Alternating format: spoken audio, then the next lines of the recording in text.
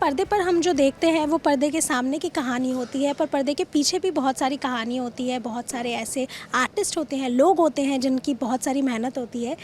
एक वैसे ही प्रोड्यूसर हमारे साथ है, ऋचा हमारे साथ है, जो बताएंगे कि किस तरह से इनका एक लंबा एसोसिएशन भी रहा है पार्थ के साथ। और अगर टीवी इंडस्ट्री की बात भी की जाए तो वहाँ भी बहुत सारे ऐसे शोज़ हैं जिन्होंने कई सारे नाम कमाए, बीट पंड्या स्टोर का नाम ले लीजिए, या फिर कैसी है यारियाँ जो कि बहुत ही पसंद किया गया था अमंग यूथ। तो पहले सबसे यही जानना चाहेंगे, क्योंकि अब ये एक नया शो भी आ रहा है, सेट बहुत ही खूबसूरती से बनाया गया है, बहुत ही ज़्यादा डिटेलिंग है, लखनऊ का पूरी तरह से वाइब आ रहा है, कितनी मेहनत लगी है और क्या एक्सपेक्टेशन रखनी चाहिए ऑडियंसेस को? तो हम कोशिश कर रहे हैं कि हम शो को बहुत ही खूबसूरत बनाएं क्योंकि कहानी बहुत ही इमोशनल है और इमोशनल चीज़ों को अगर किसी प्रिटी चीज़ के अगेंस्ट सेट किया जाए तो फिर देन वो हार्ट पुल करता है, you know, it tugs your heart. तो कोशिश वही है, इसी से हमने इतनी डिटेलिंग की है सेट पे कि हर जो फ्रेम हो वो आपको आपके दिल को छुए, इमोशंस के साथ साथ जो उसका लुक फील है वो हमने एक्चुअली यहाँ पे 4 अलग अलग सेटअप्स बनाए हैं। परवेज़ का घर बनाया, ये नियाज़ी हाउस जो कि पार्थ माहिद के कैरेक्टर का घर है, ये परवेज़ का जो घर है वो कौसर और सहर का घर है।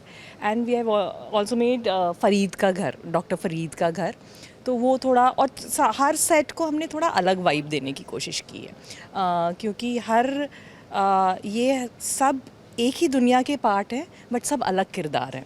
तो उन किरदारों के हिसाब से हमने सेट डिज़ाइन किया। And we have also made एक लखनऊ की गली भी बनाई है क्योंकि वो तो एक चाहिए, क्योंकि हम लखनऊ बेस बना रहे हैं। तो हमने शुरू के एपिसोड्स लखनऊ में काफ़ी शूट किया है। आई होप कि वो विजुअल्स अच्छे लगे लोगों को। तो वो उसको थोड़ा सा रेप्लिकेट करते हुए हमने एक इसका भी सेट बनाया है। सो या बिल्कुल, आपका और पार्थ का एसोसिएशन भी इतना पुराना है, और आई थिंक ऐसी है यारिया में जो एक मैं कहूँगी यूथ ओरिएंटेड वो शो था, लोगों तक बहुत अच्छे तरीके से पहुँचा। इनफैक्ट वो लोग अगले अगले सीज़न का इंतज़ार करते भी रहते थे। बट देन यहाँ अगर बात की जाए तो कितना प्रेशर भी है वो चीज़ का, क्योंकि अगर एक अच्छी चीज़ हो गई है तो अब हर कोई चाहेगा कि अगली चीज़ उससे भी ज़्यादा बेहतर हो। तो आई थिंक जब यारियाँ, मुझे लगता है 10-12 साल पुराना शो है, उस समय पार्थ भी यंग था और हमारे भी देखने का नज़रिया अलग था। ये शो जो है ये थोड़ा मैच्योर्ड इमोशंस हैं, मैच्योर्ड थॉट्स हैं शो के साथ। हम कुछ कन्वे करना चाह रहे हैं। जो पार्थ का कैरेक्टर है, जब मैंने वो लिखना शुरू किया, he is called Mahid and he is very close to Manik, जो उसका ओरिजिनल जो यारिया का कैरेक्टर था। एंड आई जनरली जो मैं शोज़ करती हूँ उसमें माँ से हीरो का नाम रखती हूँ। तो माहिद जब मैंने लिखना शुरू किया तो I could see Part doing it because over the years he has matured and he has, and he brings a layer to the character which was needed for Mahid's character. वो एक जो कॉन्फ्लिक्ट है कैरेक्टर में, वो with time मैंने पार्थ के साथ बहुत लंबा काम किया है, तो मैंने देखा वो ट्रांजिशन कैसे। वो एक यंग बॉय था और मतलब वो लोग उस समय बहुत केयरलेस थे जब यारियाँ करते थे, उनको किसी की पड़ी नहीं थी मतलब दे वो वेरी जैसे यंग बच्चे होते हैं। और जैसे जैसे हम यारियाँ के सीज़न आफ्टर सीज़न आते गए, हम साथ में काम करते गए, मैंने देखा कि कैसे वो ब्रैश यंग बॉय से कैसे ही turned into a matured man. तो वो चीज़, तो इसलिए अभी जो ये नया किरदार है, I think both of us will bring something new with it. So it is not, you not going to think, आपको ये नहीं लगेगा कि आप मानिक को देख रहे हो, आपको लगेगा कि आप माहिद को देख रहे हो। क्योंकि उसको लिखा अलग तरीके से है और उसने पोर्ट्रे भी बहुत अच्छा किया है। Hopefully people will like it, fingers crossed. He is done excellently well on Mahid, मुझे ऐसा लगता है। असली अप्रिसिएशन तो ऑडियंस से मिले तब पता चलेगा। 2 दिसंबर से वो बिल्कुल ऑडियंसेस देखेंगे और आई थिंक अपने व्यूज़ भी भी देंगे, बट किसी भी शो का एक बहुत ही मोल चीज़ होता है वो है उसके प्रोड्यूसर्स, क्योंकि अगर उन्हें पैसे कमाने का मतलब वो जो मौका है वो नहीं दे पाएगा कोई भी शो, तो आई थिंक वो भी लॉन्ग टर्म में सस्टेन नहीं कर पाएंगे। और अगर हम अभी की रिसेंट की बात भी करें तो टीवी शोज़ बहुत ही उनकी बहुत शेल्फ लाइफ कम हो गई है, टीआरपी गेम बहुत ज़्यादा हो गया है, और स्पेशली जब 10 बजे का स्लॉट मिलता है तो कितना प्रेशर उसका भी है। प्रेशर तो बहुत है बिकॉज स्लॉट जैसा कि आपने सही कहा बहुत ही डिफ़िकल्ट स्लॉट है।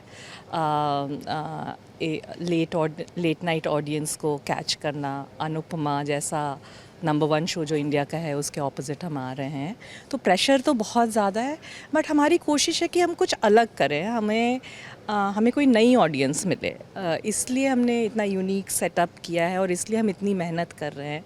और शोज़ जल्दी बंद होने का जहाँ तक बात है, मतलब हर producer when they come on the floor उनकी उम्मीद तो यही रहती है कि शो लंबा चले, और उसके लिए मेहनत भी वही रहती है।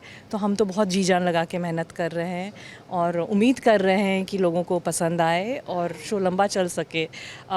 और जब तक आप इनिशियली इन्वेस्ट नहीं करो उस शो में तो तब तक रिटर्न्स शायद आपको उतना लंबा नहीं मिला है, जो मैं अपने जर्नी से सीखा है। I am producing for the first time, मैंने इससे पहले प्रोड्यूस नहीं किया, मैंने प्रोड्यूसर्स के लिए काम किया है। एंड आई एम अ को producer, RM Entertainment is producing it with me, and they have been very kind, तो they are following my vision. I am basically a creative person, तो वो लोग मुझे वो सपोर्ट दे रहे हैं जो मुझे चाहिए इस शो को सक्सेसफुल बनाने के लिए। हम कहानी पे तो मेहनत कर ही रहे हैं, हम इसके लुक और फील पे भी बहुत मेहनत कर रहे हैं। तो जस्ट होपिंग, फिंगर्स क्रॉस्ड कि सक्सेसफुल हो। बिल्कुल, हम भी यही उम्मीद रखेंगे और देखेंगे कि 2 दिसंबर से क्या खास निकल कर आता है। वीडियो जर्नलिस्ट अजय भुजबल के साथ रोशनी विश्वकर्मा, मुंबई।